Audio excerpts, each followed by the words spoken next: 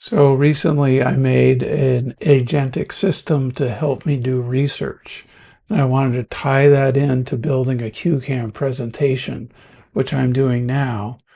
And I'm aiming it as, say, a college professor wanting to explain to the class how our energy grid evolved to what it is today. So this is my agent system. I want to trace historical events from economic, cultural, political, and other relevant angles. I'm asking Larry, my chief agent, to build me a new system to do this. And Larry basically says, here's how we do it, that we have Pax, our senior researcher, looking at the various angles that I want to look at. And then we have Reed, our writer, building a essay for a blog post or whatever. And then Sable creates something that can be represented in a dashboard. I basically came up with, what's going on with the energy grid. And the result was that Larry came back with a short summary of what the research shows, and then save that file in a folder on my Macintosh. I really want to create a Google Doc out of that and save it to my drive. So I actually added those permissions for Larry to access that and to write and read from maps, from sheets, from docs.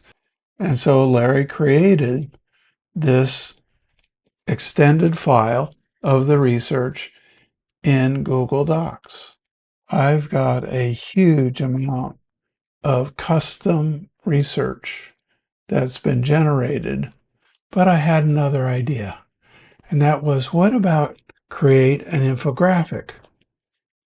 So let's go back to our interface with my bot Larry, and I'm asking him, I'd like an infographic to describe what is in that very long research document.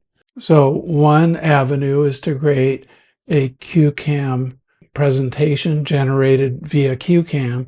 The other is to create a web page that I can now use as a shared screen in QCAM.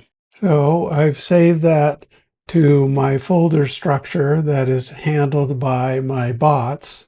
And I want to get inside my inbox, what he's sending me. So let's go into owner's inbox.